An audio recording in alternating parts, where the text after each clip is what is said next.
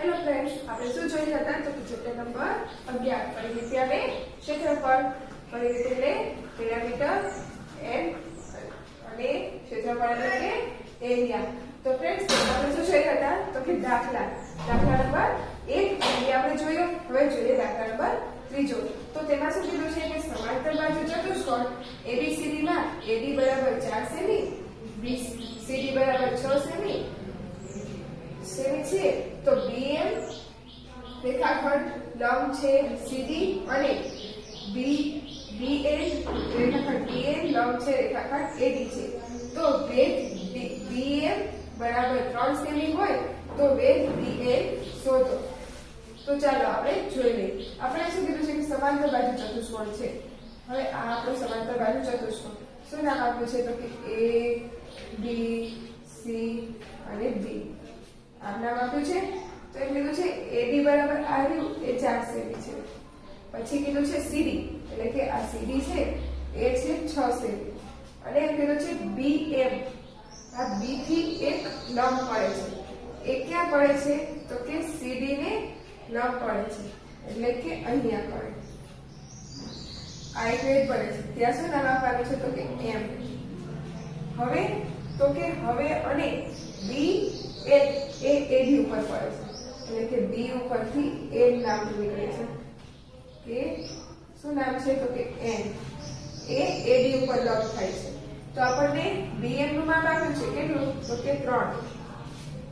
તો આપણે શું શોધવાનું છે તો કે આનું માપ આપણે શોધવાનું છે. ઓકે, હવે આનું માપ 4 છે એટલે આ પણ માપ 4 થઈ જાય અને આ માપ 6 છે એટલે આ માપ પણ 6 થઈ જાય. તો હવે શું કરવાનું તો કે આપણે એમ કીધું છે સમાંતર બાજુ ચતુષ્કોણ છે. તો સમાંતર બાજુના ચતુષ્કોણનું આપણું સૂત્ર શું હતું તો કે સમાંતર બાજુ ચતુષ્કોણ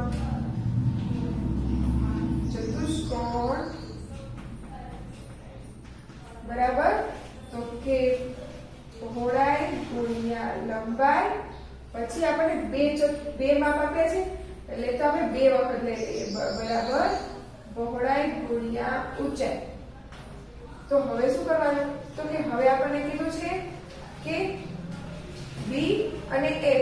તો કે B એટલે કે આપણી તો કે એ શું આવશે આપણે AD આપણી ઊંચાઈ આવશે શું છે તો કે AD અને ગુણ્યા તો કે હવે પહોળાઈ H.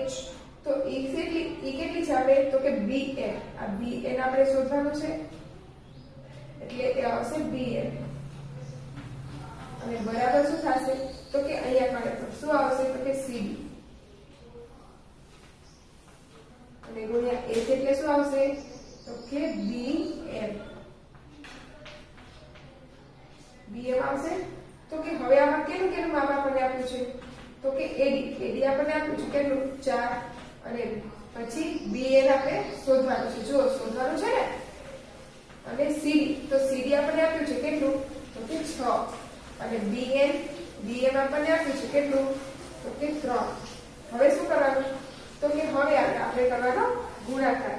હવે ગુણાકાર કરીએ તો શું થશે તો કે BN બરાબર તો કે આના છેદમાં આવી જશે એટલે કે 3 ગુણ્યા 6 ગુણ્યા છેદમાં 4 આવું થઈ જશે. તો હવે શું કરવાનું તો કે હવે છેદ કરવાનો.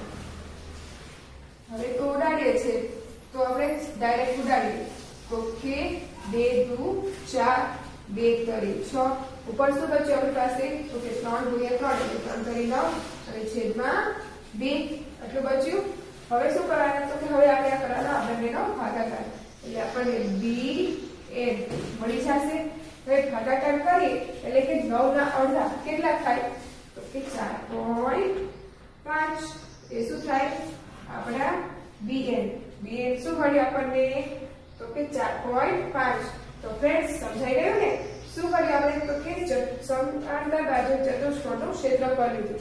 શું ક્ષેત્રફળ આપ્યું હતું તો કે પહોળાઈ ગુણ્યા લંબાઈ ગુણ્યા પહોળાઈ બરાબર લંબાઈ ગુણ્યા પહોળાઈ. કેમ એમ કર્યું તો કે એક આ ત્રિકોણ લીધો અને એક આ ત્રિકોણ લીધો એટલે કે આપણે લંબાઈ આપી હતી કે ઊંચાઈ આપી હતી AD B બરાબર AD તો કે H એ આપણે શોધવાનું હતું એટલે BN અને અહીંયા કરે તો કે CD આપ્યો છે અને BN તો એ પણ આપ્યો છે. પછી તેમાં તેની કિંમત મૂકી દીધી અને ગુણાકાર કર્યો એટલે કે 9 ના છેદમાં 2 આવ્યું. પછી આપણે કરી લીધો ભાગાકાર. તો ફ્રેન્ડ્સ બધાને સમજાઈ ગયો ને આ દાખલો? હવે તે રીતે આપણે આગળ દાખલો જોઈએ. તો ચાલો આપણે જોઈએ દાખલા નંબર 4. તો તેમાં શું કીધું છે કે જો ત્રિકોણ ABCD નું ક્ષેત્રફળ 36 સેમી સ્ક્વેર તથા વેધ AD બરાબર 6 સેમી હોય તો BC શોધો. તો ચાલો આપણે જોઈ લઈએ. તો આપણે શું કીધું છે તો ત્રિકોણ ABCD નું ક્ષેત્રફળ આપ્યું છે કેટલું તો કે 36 સેમી સ્ક્વેર અને વેધ તો આપણો વેધ આપ્યો છે આપણને AD, વેધ આપ્યો છે આપણો 6 સેમી. તો ચાલો આપણે શું શોધવાનું છે તો કે BC. તો ચાલો આપણે શોધી લઈએ. તો ફ્રેન્ડ્સ આમાં આપણને ક્ષેત્રફળ કેટલું કીધું છે તો કે ત્રિકોણ અને વેધ આપ્યો છે. તો આપણે ત્રિકોણનું ક્ષેત્રફળ શું આવશે તો કે ત્રિકોણનું ક્ષેત્રફળ બરાબર શું થશે તો કે 1/2 એટલે કે 1/3 ગુણ્યા પાયો ગુણ્યા વેધ. આવું સૂત્ર આવશે ને આપણું, કેમ કે આપણને શું શોધવાનું છે BC એટલે કે આપણો શું થાય પાયો. તો આપણે શોધી લઈએ. વેધ આપણને આપ્યો છે. હવે આપણું ક્ષેત્રફળ શું આપ્યું છે આપણને તો કે 36 બરાબર તો કે 1/2 એમના એમના જ રાખીશું અને ગુણ્યા પાયો. તો એ આપણને આપ્યો છે કેટલો તો કે પાયો આપણે તો શોધવાનો છે. તો પાયો એમના એમ જ રાખી લઈએ અને વેધ આપણને આપ્યો છે કેટલો તો કે 6 આમ છે. તો હવે શું કરીશું આપણે તો કે આ છે એને આપણે અહીંયા પણ ગુણાકારમાં છે તો તેને ભાગાકારમાં લઈ જશું. એટલે કે 36 ના છેદમાં 1/2 બરાબર પાયો અને ગુણ્યા 6 એમના એમ જ રાખીએ થોડી વાર માટે. હવે શું થશે તો કે છેદનો છેદ છે એ ક્યાં જાય અંશમાં એટલે કે 36 ગુણ્યા 2 અને છેદમાં 1 લખી કે ન લખી 40 બરાબર પાયો ગુણ્યા 6. તો 36 દુ તો કે 6 દુ ને 12 એટલે કે 12 નો 2 અને 1 તો કે 3 દુ 6 ને 1 7 એટલે કે 72. 36 દુ 72 બરાબર પાયો ગુણ્યા 6. હવે શું કરીશું તો પાયો બરાબર 72 છેદમાં 6. તો હવે 12 6 72 થાય એટલે કે પાયો બરાબર 12 6 72. તો આપણો શું મળ્યો પાયો તો કે 12 એટલે કે પાયો એટલે શું છે આપણો BC બરાબર 12. તો આપણું શું મળી ગયો BC મળી ગયો. શું આપણે કર્યું સૌપ્રથમ તો કે ત્રિકોણના ક્ષેત્રફળનું સૂત્ર મૂકીશું 1/2 પાયો ગુણ્યા વેધ. પછી તેમાં તેની મૂકી દીધી કિંમત. પછી કર્યો આપણે ગુણાકાર અને ગુણાકારમાં છે એટલે ભાગાકારમાં લઈ ગયા. પછી ઉડાડીને છેદ ઉડાડ્યા એટલે આપણને મળી ગયો પાયો 12. પાયો એટલે કે આપણો BC બરાબર 12. તો ફ્રેન્ડ્સ બધાને સમજાઈ ગયું ને? છે ને સાવ સહેલા દાખલા? તો હવે આપણે આગળ જોઈએ દાખલો. તો ચાલો આપણે જોઈએ દાખલા નંબર 5. તો દાખલા નંબર 5 તો તેમાં શું કીધું છે આપણને તો કે ત્રિકોણ XYZ માં YZ બરાબર 4 સેમી, વેધ XM બરાબર 5 સેમી અને વેધ YN બરાબર 2.5 સેમી હોય તો XZ શોધો. શું શોધવાનું છે આપણે તો કે XZ. અને આપણને ત્રિકોણ XYZ માં YZ 4 સેમી આપ્યો છે, XM આપણને આપ્યો 5 સેમી અને વેધ શું આપ્યો છે તો કે YN બરાબર 2.5 સેમી. તો આપણે સૌથી પહેલા શું કરીશું તો કે આપણે શું શોધવાનું છે તો કે ત્રિકોણનું ક્ષેત્રફળ. સૌથી પહેલા ત્રિકોણનું ક્ષેત્રફળ શોધીએ પછી આપણને XY મળી શકે ને, આપણો પાયો મળી શકે. તો સૌથી પહેલા આપણે ત્રિકોણનું ક્ષેત્રફળ શોધવું પડશે. ત્રિકોણનું ક્ષેત્રફળ પડશે શું તો કે 1/2 ગુણ્યા પાયો અથવા તો શું લખી શકાય b ગુણ્યા h.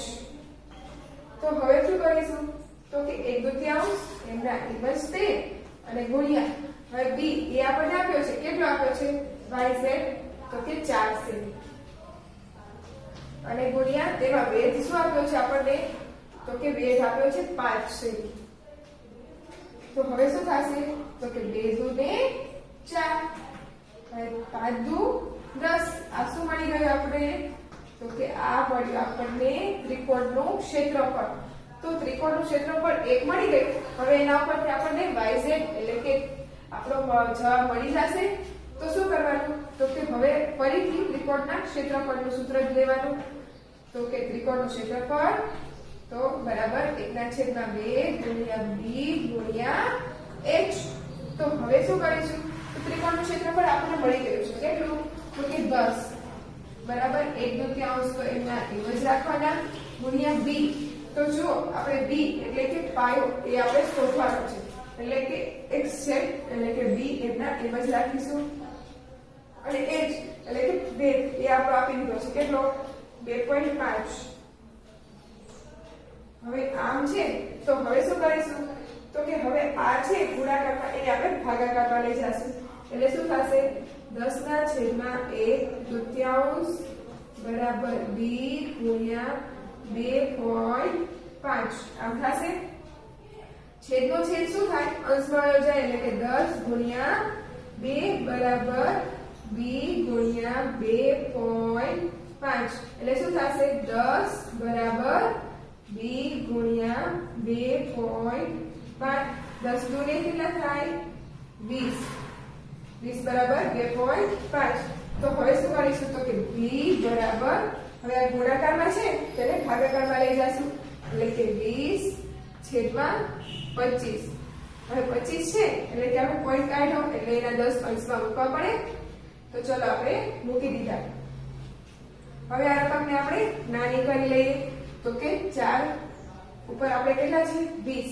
તો કે 5 ચોક અથવા 4 પંચા 20 ગુણ્યા 10 અને છેદમાં 25 25. તો આ પાસ ગયા, આ પાસ ગયા, આ પાસ ગયા, આ પાસ ગયા. તો b બરાબર આપણે શું મળ્યું? તો કે 4 ગુણ્યા 2 એટલે કે 8. આ આવી ગયો આપણો જવાબ. જુઓ ફ્રેન્ડ્સ, આવી ગયો ને જવાબ.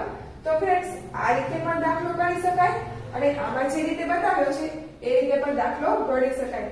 મને તો આ રીતે સહેલો લાગ્યો એટલે મેં આ રીતે કર્યો. તમને જો આ રીતે સહેલો લાગતો હોય તો તમે આ રીતે પણ કરી શકો છો. તો ચાલો હું તમને આ રીતે પણ સમજાવી દઉં. તો ફ્રેન્ડ્સ અહીંયા સુધી તો બંનેમાં સરખું જ હતું. તો અહીંયા પણ આ પણ લખી સરખું જ હતું. તો અહીંયા શું કર્યું? તો કે મેં શું કર્યું? તો કે મેં પહેલા આનો ગુણાકાર, આ ગુણાકારમાં છે આટલું પદ, એને ભાગાકારમાં લઈ ગઈ.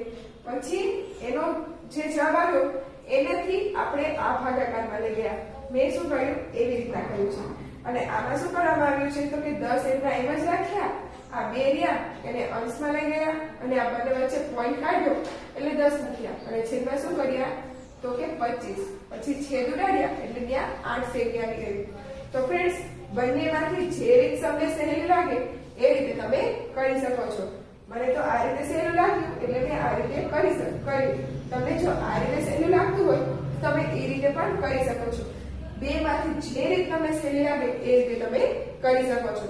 તો ફ્રેન્ડ્સ સમજાઈ ગયું ને બધાને? તો ચાલો હવે આગળ દાખલો જોઈએ આપણે. તો ચલો જોઈએ આપણે દાખલા નંબર 6. તો તેમાં શું કીધું છે કે 88 સેમી પરિઘ દ્વારા વર્તુળનું ક્ષેત્રફળ શોધો. શું શોધવાનું છે આપણે? તો કે વર્તુળનું ક્ષેત્રફળ. અને કેનું? તો કે 88 સેમી વર્તુળવાળા પરિઘ.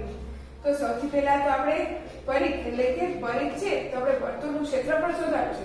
તો એના માટે આપણે શું જરૂર પડે વર્તુળના ક્ષેત્રફળ માટે? તો તેનું સૂત્ર શું હતું? તો કે પાઈ r નો સ્ક્વેર. પણ આપણી પાસે r જ નથી આપ્યું. તો એકદમ તો આપણે વર્તુળના ક્ષેત્રફળનું સૂત્ર લઈ ન શકીએ. તો શું કરવું પડે? તો કે પરિઘ, આપણને પરિઘ આપ્યો છે તો પરિઘ ઉપરથી આપણને r આપણને શું મળી જશે? r મળી જશે. r મળી જાય એટલે આપણને મળી જશે વર્તુળનું ક્ષેત્રફળ. તો ચાલો આપણે જોઈ લઈએ. તો જુઓ ફ્રેન્ડ્સ, આપણને આપ્યું છે કે વર્તુળનું પરિઘ. તો વર્તુળના પરિઘનું સૂત્ર શું છે? વર્તુળનું પરિઘ. તો એનું સૂત્ર શું છે?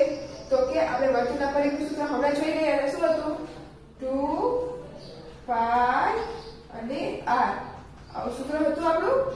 તો વર્તુળનું પરિઘ આપણે કેટલું આપ્યું છે? 88 અને 2 એમના એમ જ તે ગુણ્યા પાઈ. તો પાઈ ની કિંમત આપણે શું લેવાની હતી ફ્રેન્ડ્સ? આપણે આગળ જોઈ રહ્યા હતા શું લેવાની કિંમત? તો કે 22/7. લેવાની હતી ને, અને r તો r આપણે શોધવાનો છે. હવે શું કરીશું તો કે હવે આપણે કરીશું આનો ગુણાકાર. તો ચાલો સૌથી પહેલા 88 ને 88 ના એમ જ લખી લઈએ. પહેલા આ બંનેનો ગુણાકાર કરીએ. ગુણાકાર કરીએ તો શું આવશે 22 × 2 એટલે કે 44 છેદમાં 7 ગુણ્યા 8 આમ થશે. હવે તો કે હવે આ બંનેનો ભાગાકાર થશે. કેમ? કેમ કે આ ગુણાકારમાં છે તેને આ બાજુ લઈ જઈએ શું થાય તો કે ભાગાકાર થઈ જાય. એટલે કે 88 ના છેદમાં 44 ના છેદમાં 7. હવે છેદનો છેદ થયો એટલે શું થાય અંશમાં વયો જાય. એટલે કે r બરાબર 88 ગુણ્યા 7 છેદમાં 44 આવું થશે. હવે 44 આવ્યા અને ઉપર 88 છે તો 44 ગુણ્યા 2 કરીએ તો 88 થાય ને. એટલે તો હવે આપણી પાસે શું બચ્યું તો કે 7 ગુણ્યા 2 એટલે કે r બરાબર 7 ગુણ્યા 14. આ શું મળી ગયો આપણો r મળ્યો. તો હવે શું શોધવાનું છે આપણે તો કે વર્તુળનું ક્ષેત્રફળ. હવે વર્તુળનું ક્ષેત્રફળ શોધીએ તો વર્તુળના ક્ષેત્રફળનું સૂત્ર શું તો વર્તુળનું ક્ષેત્રફળ તો શું હતું સૂત્ર આપણું તો કે પાઈ r² હતું ને આવું સૂત્ર. આવી બધાને યાદ. તો હવે કરી આપણે સૂત્ર મૂકીએ. પાઈ ની કિંમત આપણે શું આવે છે હંમેશા મૂકવાની યસ 22 ના છેદમાં 7 અને r તો r આપણને મળ્યો કેટલો તો કે 14 એટલે કે 14 ગુણ્યા 14. તો હવે શું કરવાના તો કે હવે છેદ ઉડાડવાના. 7 દુ 14 આપણી પાસે શું બચ્યું તો કે 22 ગુણ્યા 2 ગુણ્યા 14 આટલું બચ્યું. તો હવે કરવાનો આ બધાનો ગુણાકાર. તો સૌથી પહેલા આપણે 22 એમના એમ જ રાખીએ. 14 દુ ને 28. હવે કરવાનો આ બંનેનો ગુણાકાર. તો ચાલો આપણે એ બંનેનો ગુણાકાર કરી લઈએ. 22 ગુણ્યા 28 ગુણ્યા 22. બે રકમ છે તો બે રકમનો 0 મૂકવો પડે.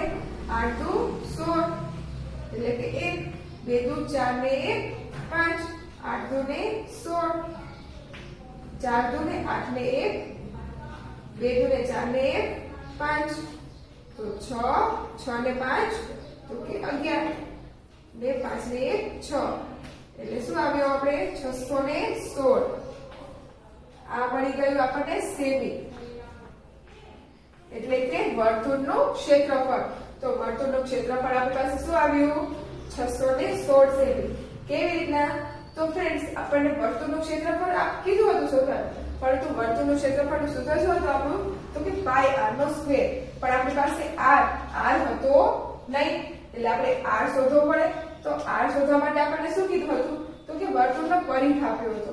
હવે વર્તુળનું પરિઘનું સૂત્ર આપણે મૂકીએ એટલે આપણને શું મળી જાય તો 2πr એટલે કે 2πr આપણું સૂત્ર હતું. તો વર્તુળના પરિઘ એટલે કે 88 અને 2 ગુણ્યા પાઈ ની કિંમત મૂકીએ એટલે આપણને r ની કિંમત મળી જાય. તો આપણને r ની કિંમત શું મળી તો કે 44. હવે r ની કિંમત પણ આપણી પાસે હતી એટલે વર્તુળનું ક્ષેત્રફળ આપણને મળી જાય. વર્તુળના ક્ષેત્રફળનું સૂત્ર શું હતું પાઈ r². તેમાં કિંમત મૂકી અને ગુણાકાર કર્યો એટલે આપણો જવાબ શું આવી ગયો 616 સેમી. તો ફ્રેન્ડ્સ બધાને સમજાઈ ગયું ને? છે ને સાવ સહેલા દાખલા. તો આપણે આગળ આવા દાખલા જોઈએ. તો ચાલો હવે આપણે આગળ આવા દાખલા જોઈએ. Thank you.